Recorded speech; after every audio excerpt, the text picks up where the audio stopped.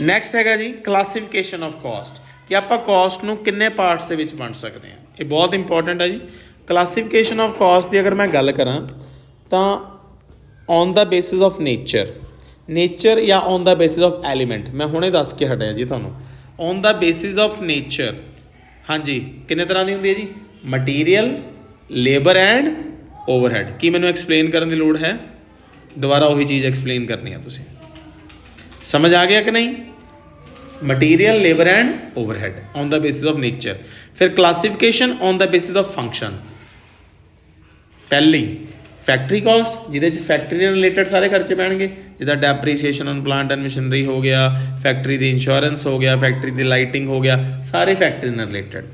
Office and administration, ਇਹਦੇ ਵਿੱਚ ਸਾਰੇ ਆਫਿਸ ਨਾਲ related, legal fee, postage, telegram, printing and stationery, ਉਹ ਚੀਜ਼ਾਂ।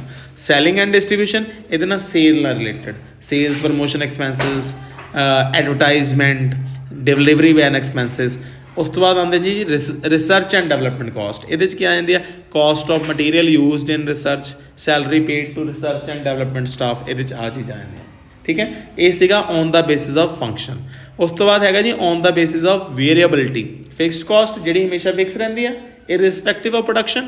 ਵੇਰੀਏਬਲ ਕਾਸਟ ਜਿਹੜੀ ਪ੍ਰੋਡਕਸ਼ਨ ਨਾਲ ਸਿੱਧਾ ਲਿੰਕ ਹੁੰਦੀ ਹੈ, ਅਗਰ ਪ੍ਰੋਡਕਸ਼ਨ ਵਧੂਗੀ ਤਾਂ ਇਹ ਵੀ ਵਧੂਗੀ। ਸੈਮੀ ਵੇਰੀਏਬਲ, ਜਿਹਦਾ ਕੁਝ ਪਾਰਟ ਫਿਕਸਡ ਹੁੰਦਾ ਵਾ ਅਤੇ ਕੁਝ ਪਾਰਟ ਕੀ ਹੁੰਦਾ ਵਾ? ਵੇਰੀਏਬਲ ਹੁੰਦਾ ਵਾ। ਉਸ ਤੋਂ ਬਾਅਦ ਹੈਗਾ ਜੀ classification of caste on the basis of cost unit. ਇੱਕ ਹੁੰਦੀ ਹੈ ਡਾਇਰੈਕਟ ਕਾਸਟ, ਜਿਹੜੀ ਸਿੱਧਾ ਪ੍ਰੋਡਕਸ਼ਨ ਨਾਲ ਰਿਲੇਟਡ ਹੁੰਦੀ ਹੈ। ਇੱਕ ਹੁੰਦੀ ਹੈ ਇਨਡਾਇਰੈਕਟ ਕਾਸਟ, ਜਿਹੜੀ ਪ੍ਰੋਡਕਸ਼ਨ ਦੇ ਵਿੱਚ ਮਦਦ ਕਰਦੀ ਹੈ। ਇਹਨੂੰ ਕਹਿੰਦੇ ਨੇ ਔਨ ਦਾ ਬੇਸਿਸ ਆਫ ਆਈਡੈਂਟੀਫੀਏਬਿਲਿਟੀ। ਠੀਕ ਹੈ, ਉਸ ਤੋਂ ਬਾਅਦ ਔਨ ਦਾ ਬੇਸਿਸ ਆਫ ਨੋਰਮੈਲਿਟੀ। ਇੱਕ ਨੋਰਮਲ ਕਾਸਟ ਹੁੰਦੀ ਹੈ ਜੋ ਬਿਜ਼ਨਸ 'ਚ ਹੋਣੀ ਆ ਨੋਰਮਲ ਕੰਡੀਸ਼ਨ। ਇੱਕ ਅਬਨੋਰਮਲ ਕਾਸਟ ਹੁੰਦੀ ਹੈ ਜਿਹੜੀ ਸੋਚੀ ਨਹੀਂ ਹੁੰਦੀ, ਲੇਕਿਨ ਕੁਝ ਅਬਨੋਰਮਲ ਕੰਡੀਸ਼ਨ ਵਿੱਚ ਅੱਗ ਲੱਗ ਗਈ, ਕੁਝ ਹੋ ਗਿਆ, ਉਸ ਕੇਸ 'ਚ ਹੁੰਦੀ ਹੈ। ਔਨ ਦਾ ਬੇਸਿਸ ਆਫ ਕੰਟਰੋਲੇਬਿਲਿਟੀ, ਇੱਕ ਹੁੰਦੀ ਹੈ ਕੰਟਰੋਲੇਬਲ ਕਾਸਟ, ਜਿਹਨੂੰ ਕੰਟਰੋਲ ਕੀਤਾ ਜਾ ਸਕਦਾ, ਜਿੱਦਾਂ ਮਟੀਰੀਅਲ, ਲੇਬਰ। ਆਪਾਂ ਅਨਕੰਟਰੋਲੇਬਲ ਮਤਲਬ ਉਹ ਕਾਸਟ ਜਿੱਥੇ ਮੈਨੇਜਮੈਂਟ ਦਾ ਕੰਟਰੋਲ ਨਹੀਂ ਹੁੰਦਾ। ਹੁਣ ਜੇ ਅੱਗ ਲੱਗ ਗਈ ਤਾਂ ਫਾਇਰ ਬ੍ਰਿਗੇਡ ਦਾ ਖਰਚਾ ਤਾਂ ਕਰਨਾ ਹੀ ਪੈਣਾ ਨਾ, ਇਹਨੂੰ ਕੰਟਰੋਲ ਥੋੜ੍ਹੀ ਕਰ ਲਓਗੇ ਇਹ ਚੀਜ਼। On the basis of specific decision making, ਇੱਕ ਹੁੰਦੀ ਹੈ ਸੰਕ ਕਾਸਟ। ਇਟ ਇਜ਼ ਇਹ ਬਹੁਤ ਇੰਪੋਰਟੈਂਟ ਹੈ ਜੀ 5 ਨੰਬਰਾਂ 'ਚ। ਸੰਕ ਕਾਸਟ ਕਾਫੀ ਵਾਰ ਪੁੱਛਿਆ ਜਾ ਚੁੱਕਿਆ। ਸੰਕ ਕਾਸਟ ਕੀ ਹੁੰਦੀ ਆ?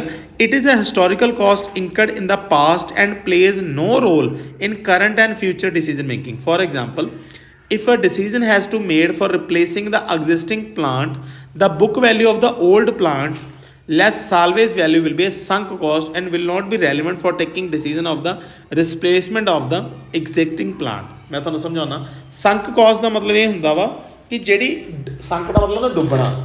ਇਹ ਕਾਸਟ ਜਿਹੜੀ ਹੁੰਦੀ ਆ ਇਹ ਉਸ ਐਸਟ ਦੀ ਹੁੰਦੀ ਆ ਜਿਸ ਐਸਟ ਨੂੰ ਆਪਾਂ ਰਿਪਲੇਸ ਕਰਨ ਜਾ ਰਹੇ। ਠੀਕ ਹੈ, ਕਲੀਅਰ।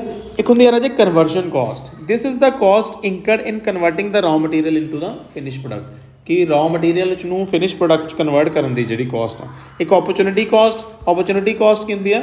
ਇੱਕ ਅਲਟਰਨੇਟਿਵ ਤੁਸੀਂ ਚੂਜ਼ ਕਰ ਲਿਆ, ਉਹਦੇ ਲਈ ਤੁਸੀਂ ਦੂਜਾ ਅਲਟਰਨੇਟਿਵ ਛੱਡਦੇ ਪਏ, ਤਾਂ ਇਹਨੂੰ ਕਹਿੰਦੇ ਨੇ opportunity cost. Shut down cost, company ਬੰਦ ਕਰਨ ਦੇ ਟਾਈਮ 'ਤੇ ਜਿਹੜੀ ਕਾਸਟ ਹੁੰਦੀ ਹੈ। ਇੱਕ ਹੁੰਦੀ ਹੈ ਰਾਜੇ ਇੰਪਿਊਟਡ caste, is also known as implied cost. It is the cost which is considered in the cost account only for the purpose of decision making but doesn't involve actual cash outlay. For example, rent of premises owned, interest to own capital। ਇਹ ਉਹ ਖਰਚੇ ਹੁੰਦੇ ਨੇ ਜਿਹੜੇ owner ਆਪਣੇ ਆਪ ਨੂੰ ਪੇ ਕਰਦਾ ਵਾ, ਜਿੱਦਾਂ ਰੈਂਟ ਟੂ ਹਿਮਸੈਲਫ, ਇਹਨੂੰ ਕਹਿੰਦੇ ਨੇ ਇੰਪਿਊਟਡ। ਇਹਨੂੰ ਇੰਪਲੀਸਿਟ ਕਾਸਟ ਵੀ ਕਹਿੰਦੇ ਨੇ, ਇੰਪਿਊਟਡ। ਇੱਕ ਹੁੰਦੀ ਹੈ ਐਕਸਪਲੀਸਿਟ, ਉਹ ਕਾਸਟ ਹੁੰਦੀਆਂ ਨੇ ਜਿਹੜੀਆਂ ਪੇਮੈਂਟ ਆਪਾਂ ਬਾਹਰ ਵਾਲਿਆਂ ਨੂੰ ਕਰਦੇ ਹਾਂ, ਉਹਨੂੰ ਕਹਿੰਦੇ ਨੇ ਐਕਸਪਲੀਸਿਟ। ਜੇ ਅੱਗੇ ਹੋਊਗਾ ਤਾਂ ਜ਼ਰੂਰ ਪੜਾਂਗੇ। ਰਿਪਲੇਸਮੈਂਟ ਕਾਸਟ ਕੀ ਹੁੰਦੀ ਹੈ? ਕਿਸੇ ਐਸਟ ਨੂੰ ਰਿਪਲੇਸ ਕਰਨ ਦੀ ਕਾਸਟ। ਮਾਰਜਨਲ ਕਾਸਟ ਕੀ ਹੁੰਦੀ ਹੈ? ਇਹਨੂੰ ਕਹਿੰਦੇ ਨੇ ਵੇਰੀਏਬਲ ਕਾਸਟ, ਜਿਹੜੀ ਪ੍ਰੋਡਕਸ਼ਨ ਨਾਲ ਸੇਲ ਨਾਲ ਰਿਲੇਟਡ ਹੁੰਦੀ ਹੈ। ਡਿਫਰੈਂਸ਼ੀਅਲ ਕਾਸਟ ਕੀ ਹੁੰਦੀ ਹੈ? ਜਿਹੜੀ ਲੈਵਲ ਆਫ ਐਕਟੀਵਿਟੀ ਨਾਲ ਚੇਂਜ ਹੁੰਦੀ ਹੈ, ਮਤਲਬ ਜੇ ਤੁਸੀਂ ਆਪਣਾ ਐਫੀਸ਼ੀਐਂਸੀ ਵਧਾਓਗੇ ਤਾਂ ਇਹ ਵੀ ਵਧੂਗੀ। So this is the classification of cost. ਸਮਝ ਆ ਗਿਆ ਰਾਜੇ? ਕਲੀਅਰ ਹੋ ਗਿਆ?